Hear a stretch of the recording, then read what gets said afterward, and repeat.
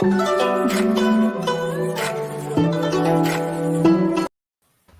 guys, welcome back to SFeatleyTV, and we're here for another preview. And we're preview for game 13 for Arsenal's Arsenal versus Newcastle in the Premier League. And I've got some very special guests with us. I've got Carl for 100% Mag back again on channel. How are you? Hey, not bad, mate. Yourself? Yeah, not too bad. I've got Luca from This Is Life. How are you, mate? Yeah, I'm good, man. Thanks for having me on, mate. Yeah, and I want to introduce a special guest as well from Newcastle Fans TV. Got Liam. How are you, my friend? I'm all right. I'm just a bit good. I was half an hour late, so I do apologise for that. Nah, that's all right. It doesn't matter in the end. We're all here in the end. That's the main thing. So, but yeah, obviously we're gonna start getting into the game a little bit more. But I want to initially go over first. So we'll go over Eddie Howe first before I mention about Arsenal. Before I start my moaning about Arsenal as usual, as most people on this channel would watch this channel mostly here most of the time. And yeah, I'll start with you, Liam. Your appointment of Eddie Howe, the first game against Brentford, and how are you looking? Also with the ownership takeover as well, that's all started this sort of snowball effect. How do you sit with everything that's going on with Newcastle right now? I'm over the moon, to be fair. Like, we've got rid of Mike Ashley, Steve Bruce, and Lee Chandley in the space of about a month and a half, so everything's looking up. You mentioned the Brentford game and Eddie Howe, but obviously he wasn't there, so his assistant had to take it. But we're attack definitely improved because probably the first time we've scored 3 goals or looked threatening in a while. We just didn't have a defence or a midfield, so that's something we need to work on. Yeah, and I think that's the main thing with the defence. I think that's also something that he pointed out in his. I think in the press conference he pointed that out. That's the main thing in January he wanted to spend on.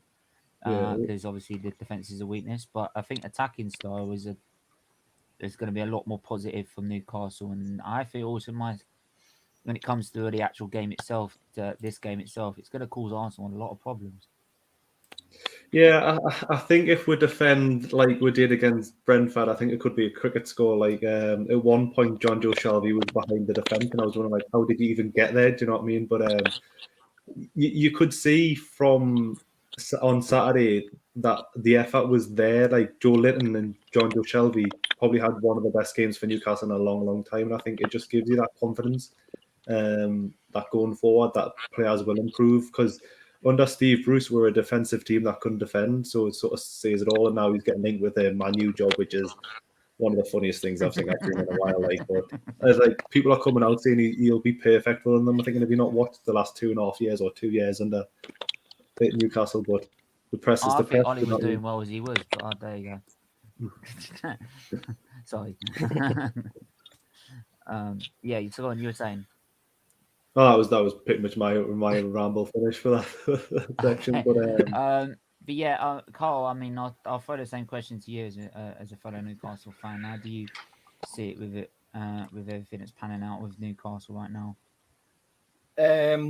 Pretty much in the same boat as Liam, to be honest. It's a good appointment, Eddie Howe. You know, the defence is a big worry. We definitely need to be looking to strengthen that come January. Like I said, you know, over on Lucas' stream just before there, you know, Fabian Shaw needs to come into the squad. He definitely does. You know, he's a ball-playing defender. He knows what he's doing. You know, and he'd suit the style of play that Eddie Howe is looking for. Federico Fernandez needs to get in there as well. For me, Lascelles is looking very, very suspect of late. You know, over the past few seasons, he seems to just be happy to be here and doesn't really, you know, like appreciate the whole thing, you know, appreciate the fact that he's a captain of Newcastle United. You know, he's leading that team out on a weekend, and that's something, you know, is fans, Newcastle United fans, we look at that, you know, and we see that as a massive disrespect, you know, to be seeing that kind of attitude towards being the captain of the team.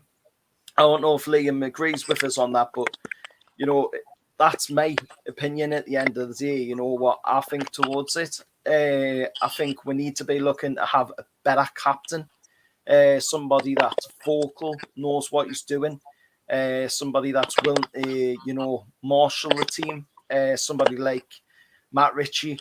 He's proven he's very, very vocal. He gives everything for the team on a weekend when he goes into the games. And, that's definitely somebody Eddie Howe should be looking at to make the new captain of Newcastle. Lascelles got it through Rafa Benitez, of course, being the manager.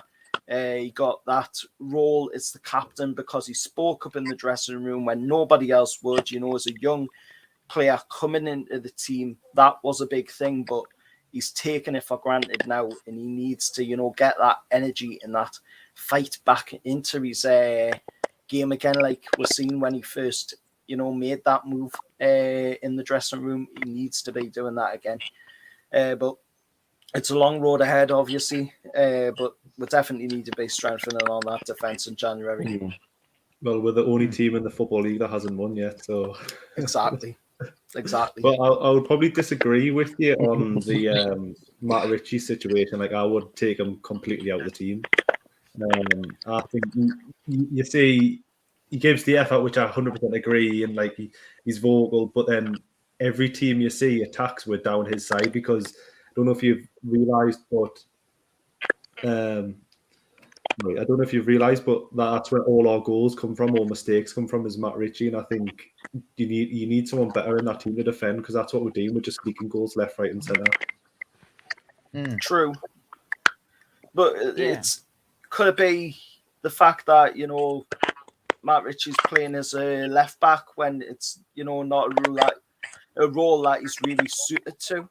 To be honest, he's more of like a winger role, so that might be the fact why he's conceding so many down that side. I hope that's not. I'm left-footed. I hear your points on that. I think the thing with Eddie Howe is the fact that you're going to be more positive going forward. I think that's the main thing. And I think we just mentioned it earlier on Lucas' channel, is that like they wouldn't have done this out of just like negligence. I think they would have planned any appointment that would come their way, and then planned long term as well. And I think you're gonna have to, like with the investment that's there. It's all about having the investment, but then you've got to plan for that investment. You've got to plan like going forward and how things progress from there. But look at it from an Arsenal point of view. Before going to the main bit of news from an Arsenal point of view, I mean, just like on the game, what do you see? To be honest, right, like we've been on a bit of a good run, right? 10 games unbeaten run, yes. Things were looking good at the moment. Ever since we've lost those 3 games of the season, lost to Brentford, Chelsea, and Manchester City. Yes, we lost to Liverpool at Anfield, but we have to win this game against Newcastle. And yes, we've got a very good record. It's a massive game for us. It's a massive game for both teams, not going to lie.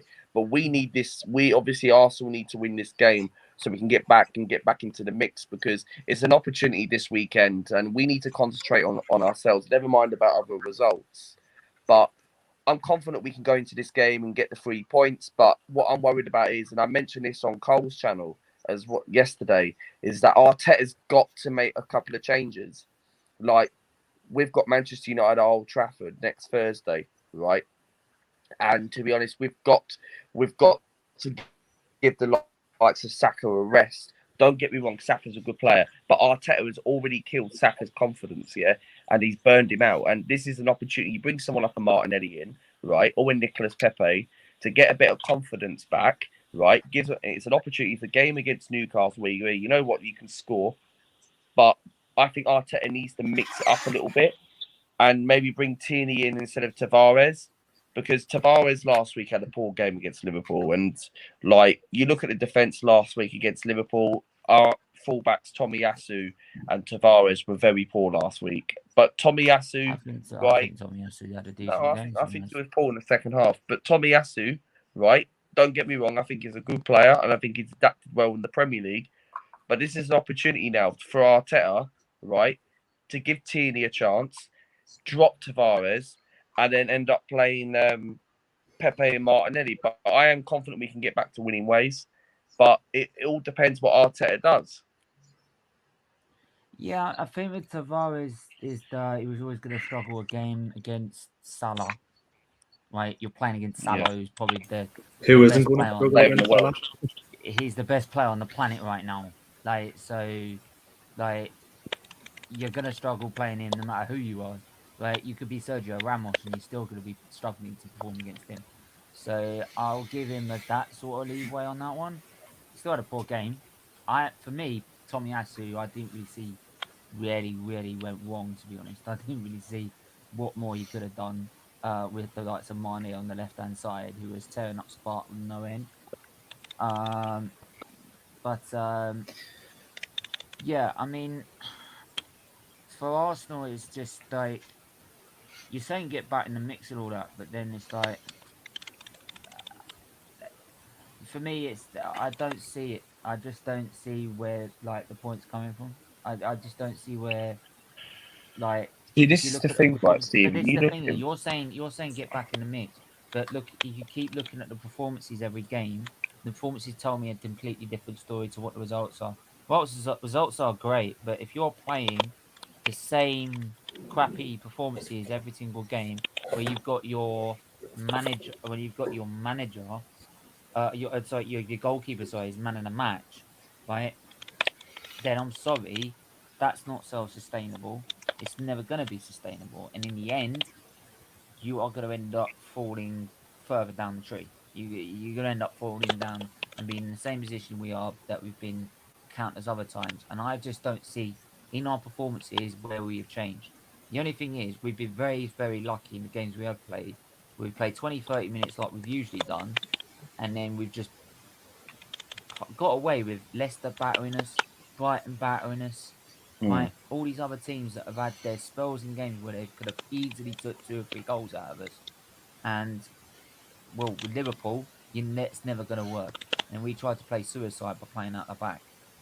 Well, with Eddie Howe, what that tells Eddie Howe is just go attack, just do a team press at the.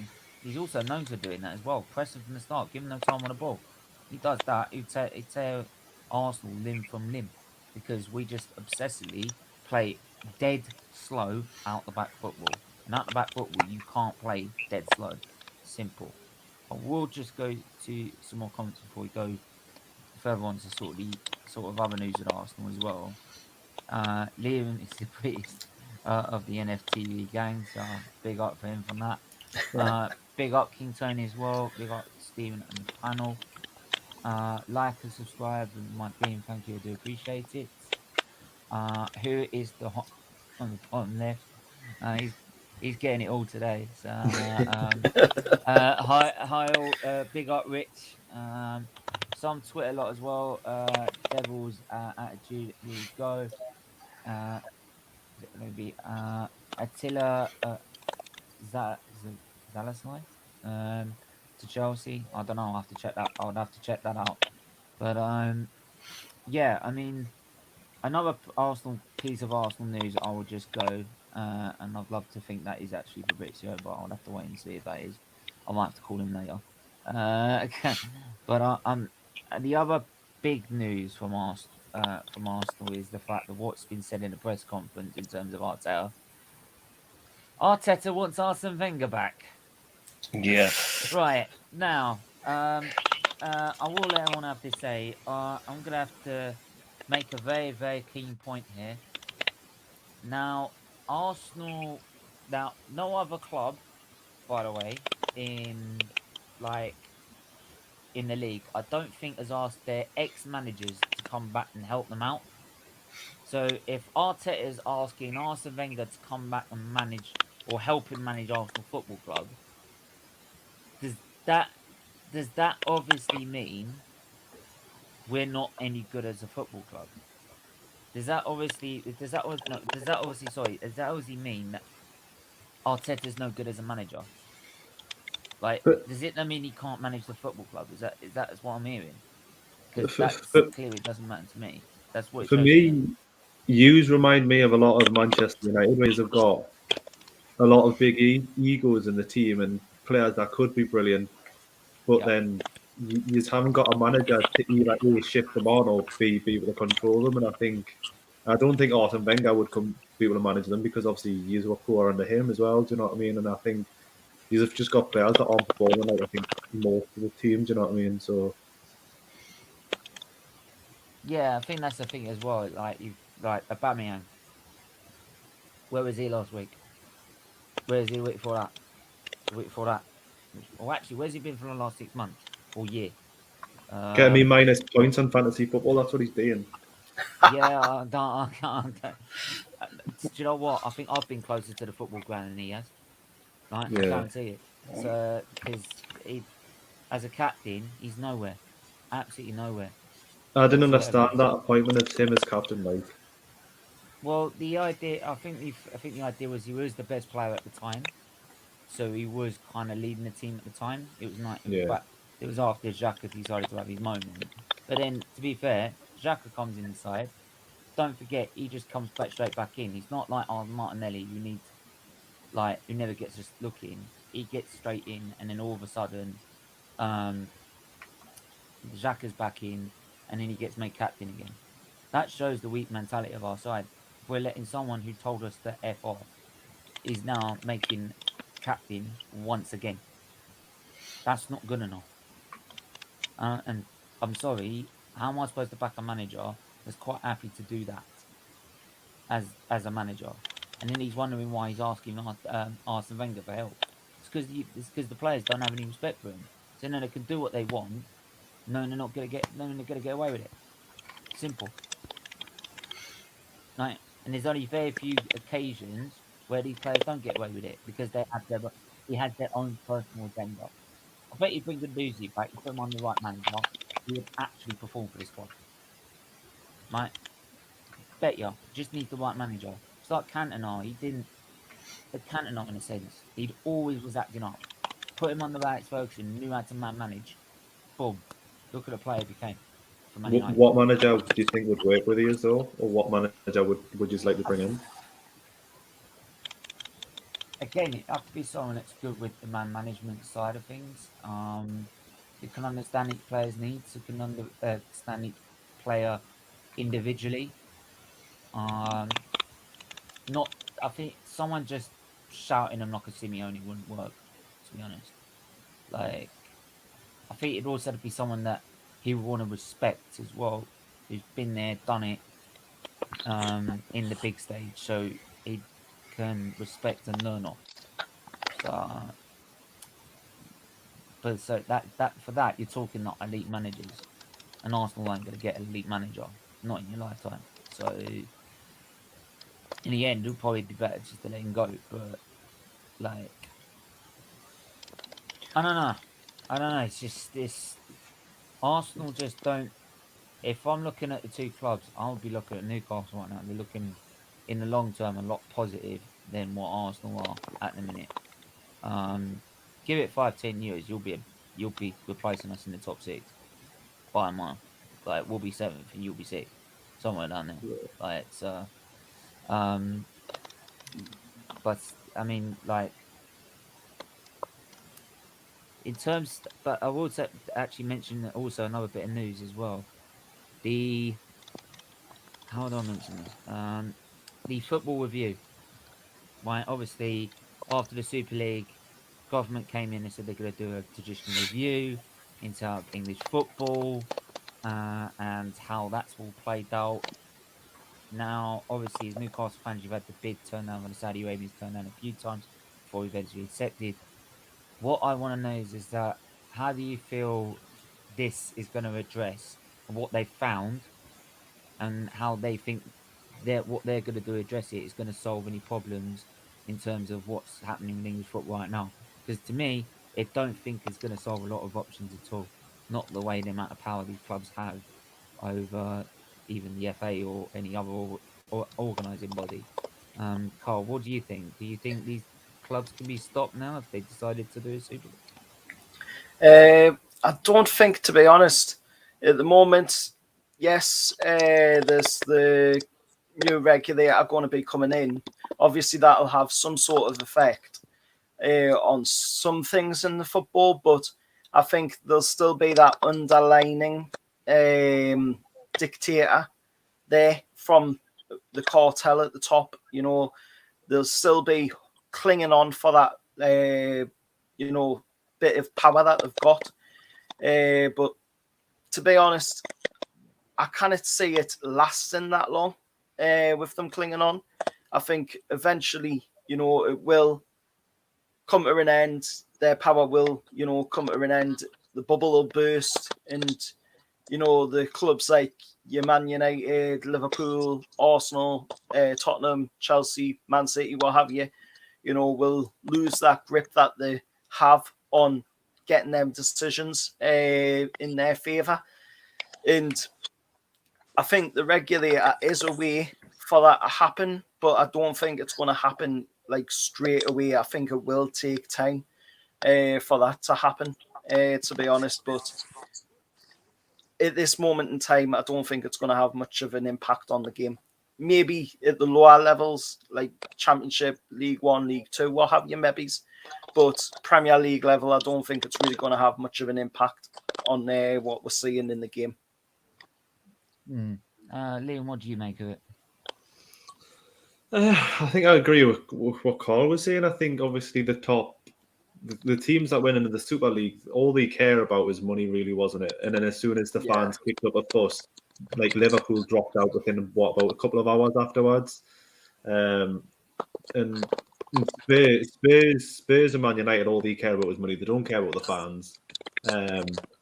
Spurs are another 100 million in debt from what they already are, so they're coming close up to $1 billion, which doesn't seem like they're going to be turning that around. So if you're on about financial fair play, how is being nearly £1 billion in debt fair? Do you know what I mean? Exactly. It's just, I think we need to break the power cartel at the top, because there's rumours that there was reports that came out that the clubs at the top wanted to have the ability to veto any takeover, and that would literally stop them from anyone ever challenging, which I think's wrong. But then I would do it if I was at the top. Do you know what I mean? I wouldn't want people coming in, but I think clubs need to just stick together and stop giving them so much power, because obviously they're 6 out of 14, and obviously it seems like when they go to these meetings, the lower clubs just bottle it. Do you know what I mean? But I think it's going to be interesting. Do you think that government can do anything? Because I'm having this argument with Mum this morning. Is like that. I think the time that if the government really cared, they would have stepped in ages ago and said, "All right, you could buy clubs. You can come in and buy clubs. But you buy 49% of it. That's it. That's it." But when it first started with Abramovich and the rest of it, like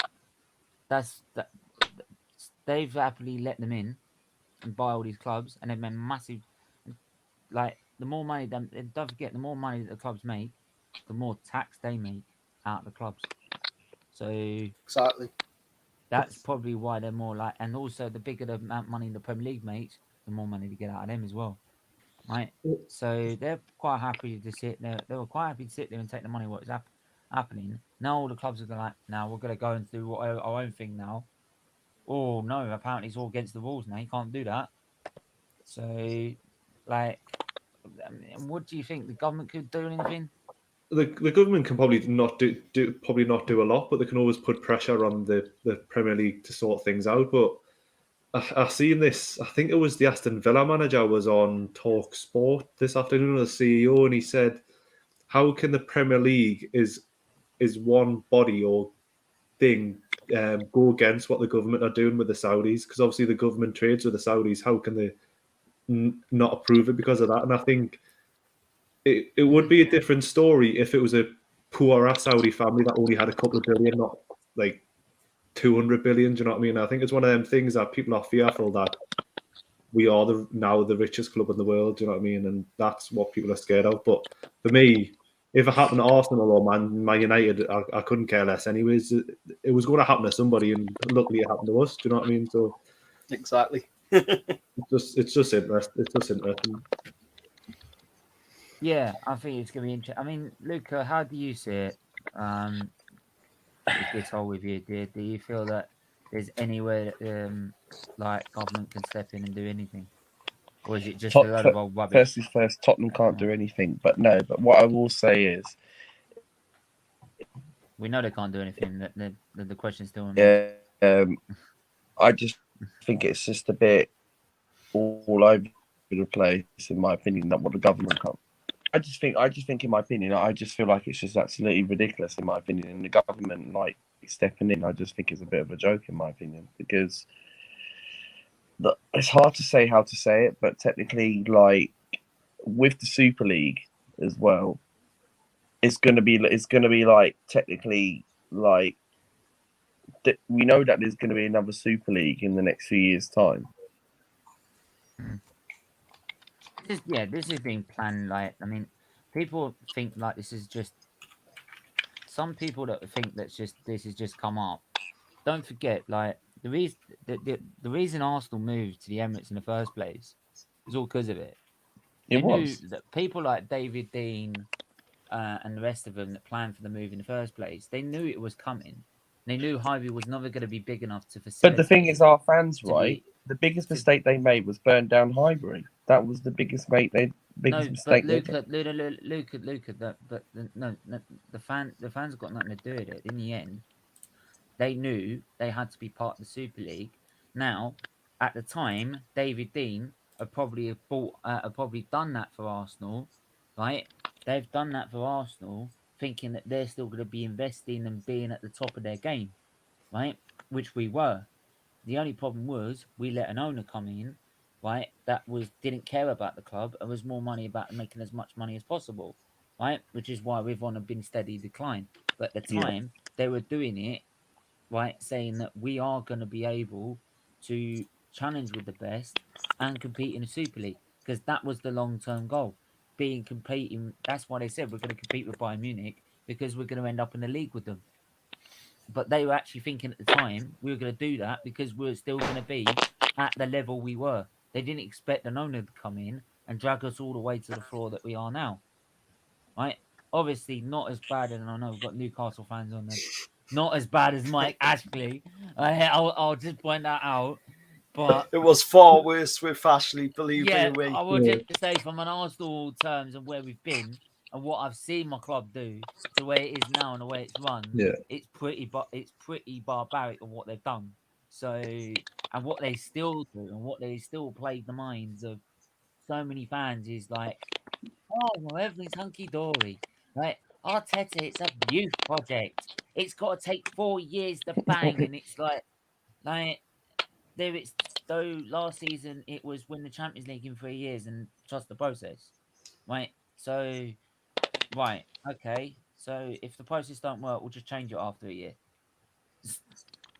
So, so they still seem to do that with the Conkeys, but at least now you've got rid of Mike Ashley. I think the worst thing for me is like yous and other clubs tried to join the Super League and got a £2 million fine. I think. I don't even think that, because Real Madrid. I don't think they got that, to be honest. No. I don't even think. Well, I don't even think they got that, because Real Madrid, Barcelona, Juve, they're all still in it. Here's the funny thing: they left the EC. Now, apparently, if you leave the ECA, you're out of Europe. You're not allowed in the Champions League, not allowed in the Europa League or the Conference League, right? Well, Real Madrid and Barcelona, Juve are still part of the European Super League, so they haven't signed back to the ECA. So why the hell they're allowed in the Champions League? Yeah, but what I was going to say is like, if you look at compare what your fine was from the Premier League for leaving this, trying to join the Super League, to what's happened with Derby, is what I think they got deducted 21 points this season. Yeah, it's like, if you're rich and powerful, it's like this thing all over again with the Tories and the Labour. Do you know what I mean? If you're rich and powerful, you're getting out. But if you're like poor, I think Derby, obviously they have financial problems. I think you just get kicked all over. Do you know what I mean? And they're going to go Yeah. down to League One unless they have a miracle of the season. And I think they are playing well, but it's just one of them things where everyone knew it was going to happen, that you wouldn't get a big fine. And then when it came out, I think it was minuscule. It was literally like buying a couple of They know youngsters they from a can do club. it because it's weak. They know everyone's weak. That's the thing. Yeah. And that's the thing. The UEFA haven't banned Real Madrid or Barcelona and Juve because they're weak. Simple. They're weak. They'll bottle it. That's what I said. We'll come out. We'll support the fans. No, you don't support the fans at all, right? If you support the fans, right, why are you putting the European final of Europa League all the way in Azerbaijan, right? It takes us a week to get there and a week to get back, right? Why are you doing in the FA? Why are you putting Arsenal Man United on a Thursday night? Right? If you cared about the fans, you would do it on a weekend. You wouldn't do it a Thursday night where people got to get home from work and then travel all the way up frigging to London, to Manchester, and then back. So they don't care about the fans at all. It's just they're bad as each other. Only one's weaker than the other, and everyone realised they're that weak. We could set our own up and make tons of money. We don't need them, right? So and if I was an owner, I wouldn't blame it. I would try it myself. Like if they're that weak, right? Knowing the amount of money I was going to make, like at least with if I was an owner, I'd actually put money in the club and actually get my club to win because I'm an Arsenal supporter. But there you go. The ESL, the ESL, sorry, was planned in 03. I'd actually find it was planned a lot earlier than that, Mike, because our plans for the stadium, our initial grant to have the stadium and approved and start to be building wasn't until 0102. We finally got confirmed we were allowed to build the stadium and we're allowed to move. So 0102, and even before that, so about the turn of the century, or even you can go further back than that. As soon as the Premier League was formed, when Sky put it on Sky, it was pretty much from there. It was all going to end up at some point that we're going to make a new Super League, like with all the European clubs. You could go as far as back as that. So, but that's 18 years where we knew nothing about our.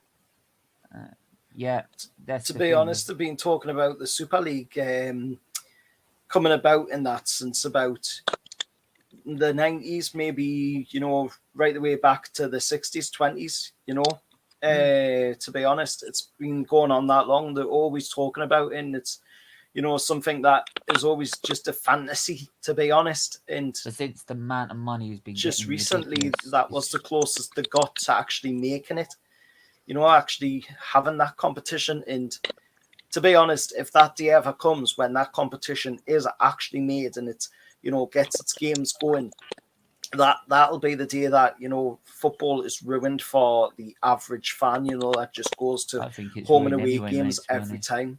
You know what? I just want to ruin it anyway, mate. It's ruined. You know what I anyway. didn't mind about the Super League is. Sorry, I will that... just say for us it's ruined anyway. I can't go to a game. It cost me 90 quid to go there. 30 quid for fuel, 30 quid there for back for fuel, right? Plus food. It cost me over 200 quid if I wanted to go to a game, right? Yeah. I can't afford that, and I can't even go out to work and afford that. Yeah. Go to work. So I can't. But that's what them kinds of clubs like Arsenal, Tottenham, and all them have got to charge. Money to go watch that. Like, even when we've gotten that to Europe, it still cost me 90 quid. How's that to work? So, sorry, Liam, you wanted to say something. What I was going to say about the Super League is I think obviously everyone wants to see the best teams play the best teams, right? Yeah.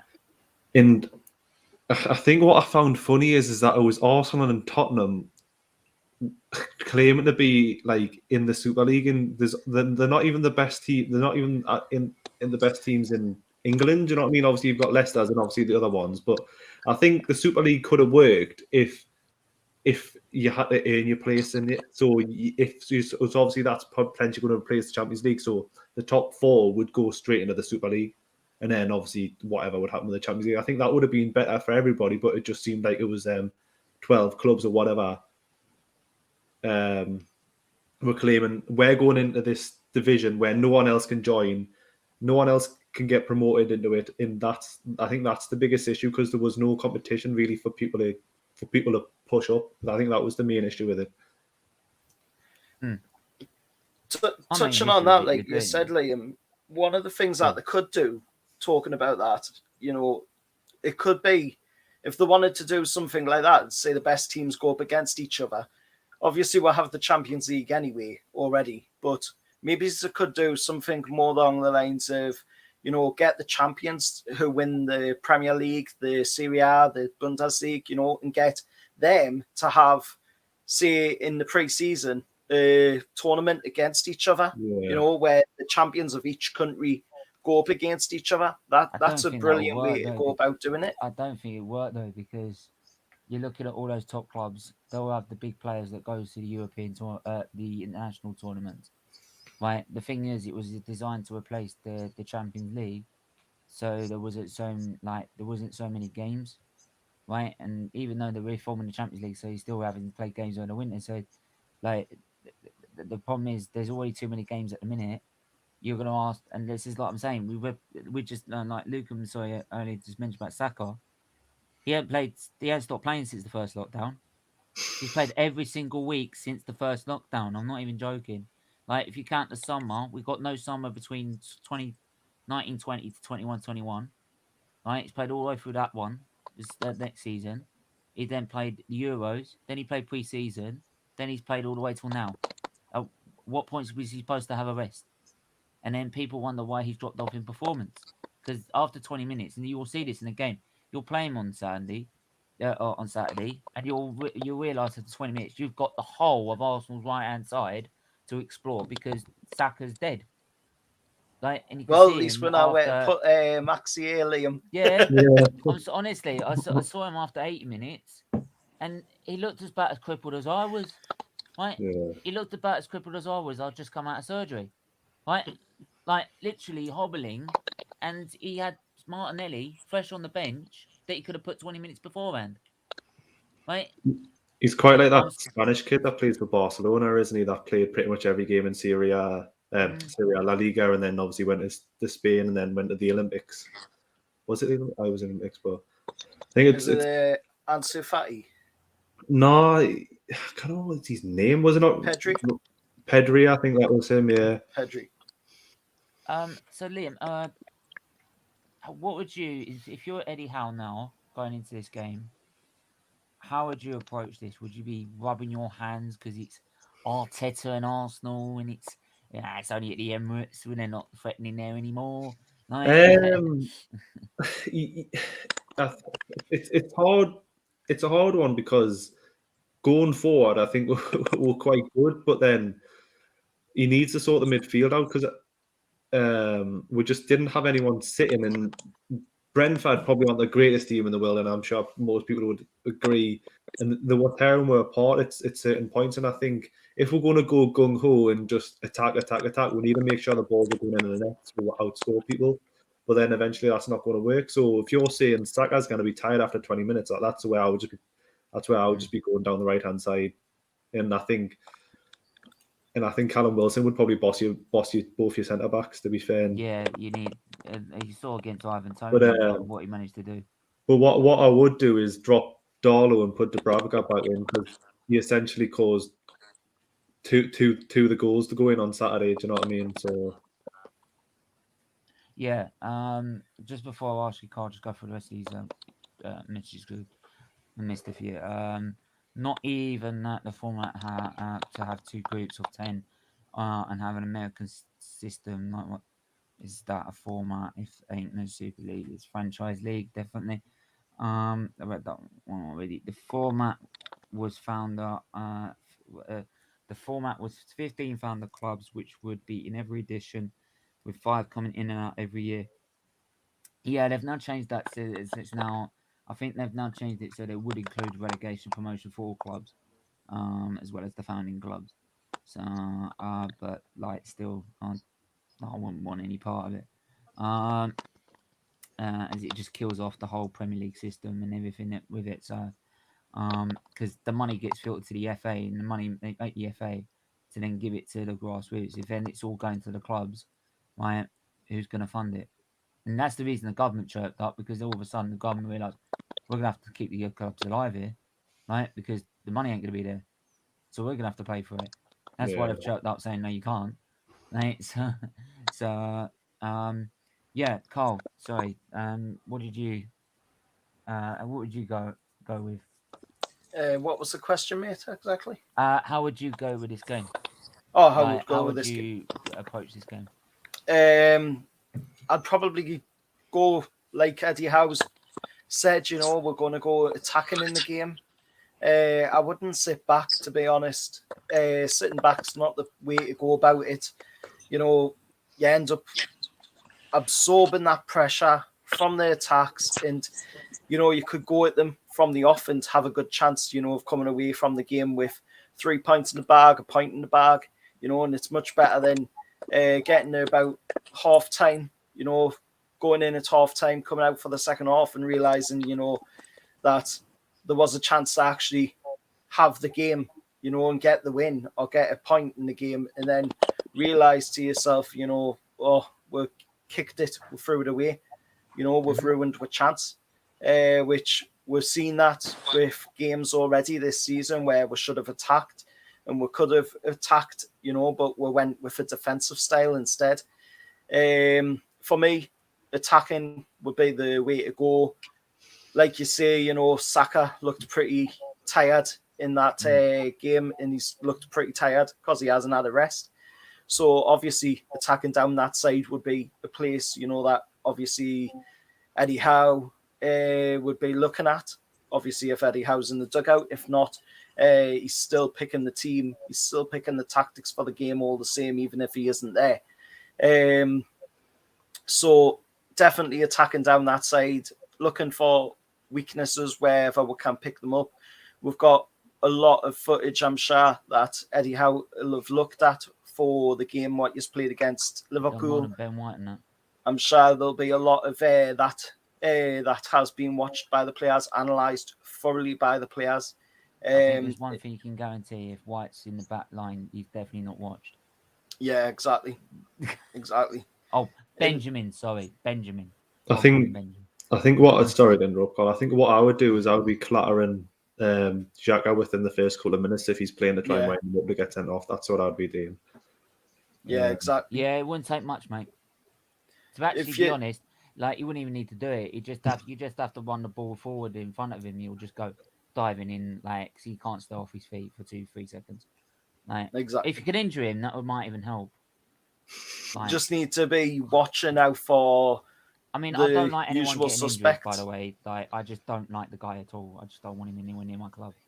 So we just need to watch out for the usual suspects, don't we? Like the likes of Benjamin, Lacazette, and that. Obviously, look out for Neil Smith Rowe if he's playing, because he's having an absolute game at the moment. Really, he's doing some really good stuff. So definitely one that we'll have to watch out for on the attack. So be good up front with Callum Wilson's good for you on point with his target practice with Ramsdale at the minute. Ramsdale, I think even against a Liverpool game, it's just insane. Like, if that would have been a 10-0. Like, I'm not even joking. That would have been about 10-0 if it was Leno. I'm not even joking. We need to be. I think we need to focus around players like Joe Linton again as well. Try and get him into the game, because he had a really good game, probably his best game for Newcastle in a black and white shirt. Literally, he was absolutely amazing against Brentford. If you can continue that on for the rest of the season, then I think we've got a very good chance of staying up, to be honest. We've got that January transfer window coming up as well, seeing about 6 to 7 players in that window that we could sign. If we did that, you know, then there's no threat for relegation, definitely not. You'd think that some players would be moving on, your likes of Jeff Hendrick, I don't think he'll get relegated. Maybe Kieran Clark, you know. I'm sure there's a couple of clubs down in the Championship or that would take a player like Kieran Clark. You know, he's still got a lot in the tank. Just unfortunately not Premier League level anymore, to be honest. Yeah. Luca, Arsenal point of view, what are you going to do in this game? If you're like I said earlier, and I'll say it again, basically it all depends on what Mikel Arteta does. He's got to like the rest of the likes of Saka, because he's already killed Saka's confidence, and like we've got to go into this game, and both teams are going to be up for it. The lunchtime kick off on Saturday. we have to win this game, and these are the type of games if we want to win to get back into Europe. And before we go into that Manchester United next week, but obviously this is the Newcastle preview. I'm confident we can go into this game. I'm really confident. Like I think Arteta needs to make quite a few changes. Like he needs to change Saka and give someone like a Martinelli an opportunity. To be honest, I dropped Gambian in this game. Or actually, no, tell a lie. I play Aubameyang against Newcastle because he sets up against these sort of teams. I drop him at Old Trafford because Aubameyang never turns up. But technically, what I will say is I'm confident we can win this game. And we're at home behind the 12th men. Not going to be an easy game. Eddie Howe will be giving tactics and ideas on the touchline. And like I said on my channel, He's lagging out there. Yeah, that's just like the last minute there. Yeah, channel and yeah, you got to come back in, Luca. I think I've seen a comment before and it said Shelby might go. I don't think he will. I think Eddie Howe is going to get the best out of him, and Steve Bruce did for the first couple of games. But with John Joe Shelby, you need to work. He needs to work, and I think as long as he's fit and once he's up for it, then he'll play for you. And I don't think Shelby will go to a championship club. If I'm being honest, he's probably costs too much in wages. But I think it's going to be an interesting game because obviously you seem to be on a bit of a downer, and we seem to be, even though we're losing and drawing, to see that we're up for it. So.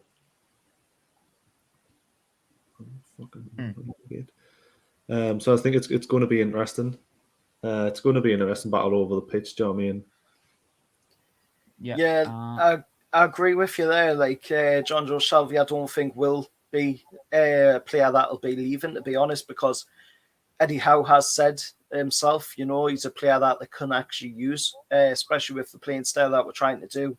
We're trying to play on the front foot, so somebody like John Joe Shelby, if you can get him higher up the pitch in that cam role, maybe just around that area, and get them pinpoint passes in, it's next level. It's like having a Kevin De Bruyne, to be honest, in that kind of position. It will be literally next level to get a player with that kind of passing ability in that area to just pass through the likes of Callum Wilson. Yeah. I think there was one point on Saturday he got himself in a bit of trouble, and he just looked like he just cleared the ball, but it was like the perfect pass to the wing, and I'm like, there was no way that was a pass. He just hoofed it, and it just went straight to the play. I was like, if he's done that on purpose, that's an unbelievable pass. But I think with John Joe, you've got to get the right players around him as well, because he can get sent off, because obviously he's got that reputation of where he's a bad lad, but. I've always waited him to be one that could put a shift in, though, to be honest with me. For me, he's always been a player that's put the shift in for the team. He's not. He does on occasion. From what I've seen, obviously I don't watch Newcastle too much, but from what I've seen from him as a player, like he's not afraid to put a shift in when he needs to. So, and I think under the right manager as well. And this again, like it comes back to the fact of having a new manager in. I'm sure he wants to prove himself for the team as well. So that could also help him do that as well. In terms of what I would do, by the way, just for great show, big up. Thanks for that. Thank you as always. And anyone who hasn't, please do like, subscribe. For nil, yeah, probably something like that. He's 8 box, yeah, number 8. So yeah, I think with Arsenal, it's going to be what I'm just going to give what I would like to do. I don't like to think Arteta because I've got better standards. I can manage better as well. Right? I proved it on FIFA. Well, how can you have no experience XP, right, and just literally a bunch of cone giving out badges, and be able to take the Arsenal job, then obviously means if you can do it on FIFA, it means you can do it on you can do it for Arsenal football clubs, obviously. Yeah, I would play like Lucas was saying, I'd rest Saka, because he's dead. I'll give Pepe a chance, as well, and I'd actually play him over the next 5 games and give, especially over the busy Christmas period, on the lead up to it, give Saka a proper rest so he's got revitalized for the Christmas period, because we're going to need both of them. Yeah. And this is where Arteta has no management. He'll keep playing him until he's completely done. Then he'll play Pepe, and then realise he's got no backup for when he's got no backup for the Christmas period, and that's when we end up into injuries. But yeah, like Tony just said, Ramsdale would be busy again. I'll put him in goal. Tommy Asu on the right. I'll keep Tavares in, you know. I'll give Tavares in. I'll give him the benefit of that. It was against Liverpool. I know he didn't have a great game. He was having a poor game, but you're playing against one of the best wingers in the world, right? Or probably the best winger player in the world right now. So I'll give him the benefit of the doubt. I won't play Xhaka right now. I think you just need to give him time to come back into the squad. So I'd play Partey and Lokonga, same as usual. Put Pep on the right. Put Martinelli on the left because I don't have an agenda. I'd put Lacko up front because I just want Aubameyang sold as quickly as possible. And I'll put Smith Rowe in the middle. And if that doesn't beat Smith Rowe, rest Smith Rowe, King Tony. Yeah, I would. You know what? Actually, do you know what? I'll go with that, Tony. I'd actually put Odegaard in there. I would put Odegaard in there, and I'd rest Smith Rowe because I don't like to sound like arrogant when it like that. But the bigger game, obviously, the rival game is Man United. So, and that's a game I do want to win. So Yeah. I'd love to rest him for that game. The So battle for the mid-table. Yeah. What's that? The battle for the mid-table. Battle of Middle Earth. Yeah. But yeah, no, yeah, but I would want to rest him for that game, so I'd put Odegaard in. And if he ain't doing the business, then you can bring ESR in about 60 minutes to go or something like that, and it can be an impact. So yeah, that's how I'd go with it, to be honest. But it's I think it'll be very free-flowing open game, to be honest. Like, unless Arsenal try and shut it down. I wouldn't be surprised if Arsenal part the bus knowing that RDL plays an attacking style of football. Like, I wouldn't be surprised. I wouldn't put it out of the realms of possibility. I know what Arteta's like. Like, you can come to Arsenal and dominate the Emirates. And just the fact, if you do, even if we won the game 2 or 3-0, the fact you do that is embarrassing enough. Yeah. That's because Arsenal should not be doing that with any club whatsoever. Not even like the top clubs in the league. We should not be letting people come to our ground and batter us. Like that, not for the club that we are. So but I mean, it's like with probably Newcastle when back in the day, you wouldn't add any club try and like play. I don't even think Eddie Howe would let you do that as well. I think he would just play his style of football and come on, mate. That's what he did with Bournemouth a lot of the time, and And don't forget, Wenger drew 3-3 with Eddie Howe as well. Yeah. So there you go. So it's perfectly feasible that you can get something with Newcastle. So score predictions before we go. I'll start with you, Liam. What are you going to go for? 3-2 Newcastle. 3-2. Yeah, I think we're going to concede, and I think we're going to score. So. Okay, Carl. I think I'll stick with my prediction what I said on Lucas' stream. I think I'll go with a 1-1. Oh, you're boring. It's a safe bet. Yeah, Luke, what are you going for?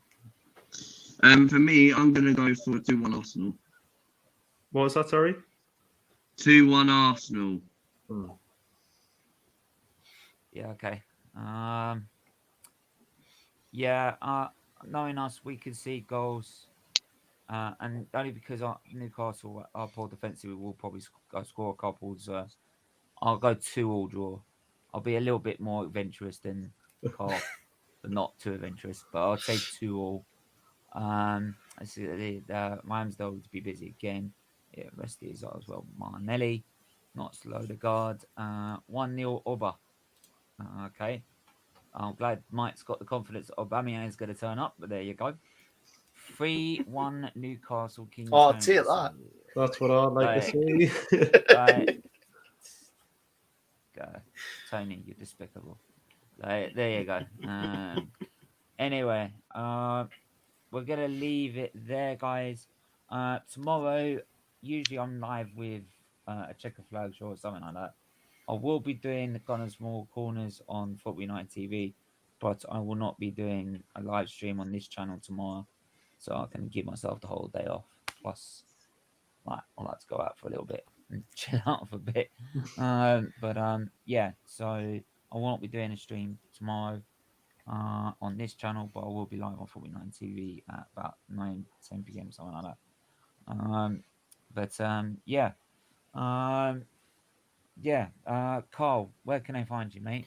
At 100% Max here on Twitter, Facebook, Instagram. It's 100% with the word percent because unfortunately I got hacked on there by Qatar, so I had to start a new account over there.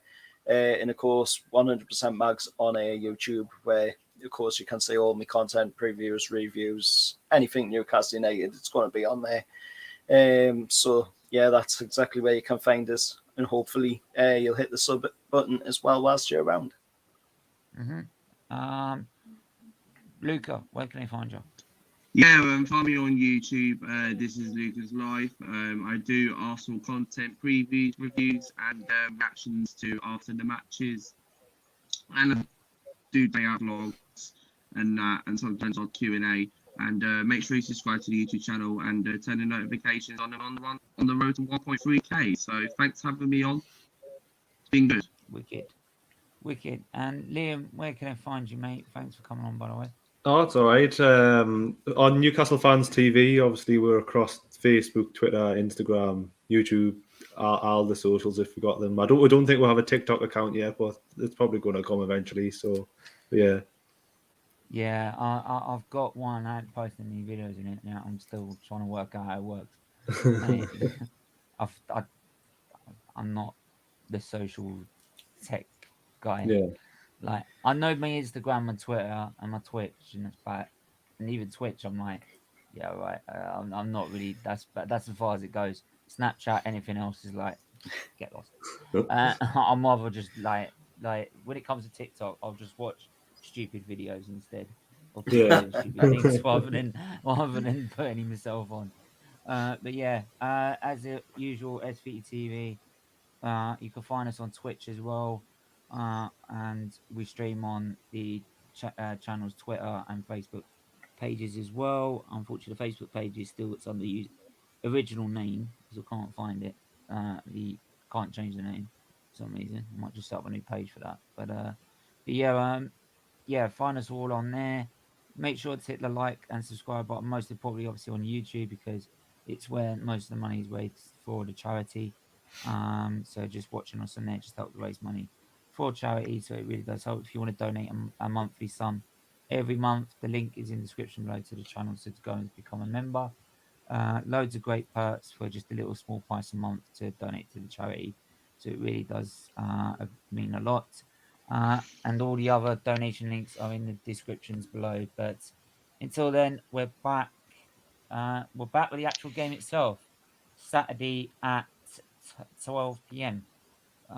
With the watch along itself. Then we'll have the match reaction later on that day. So yeah, make sure to tune us in then. Make sure to keep smashing like, share, and subscribing. And we'll be back tomorrow. Take care.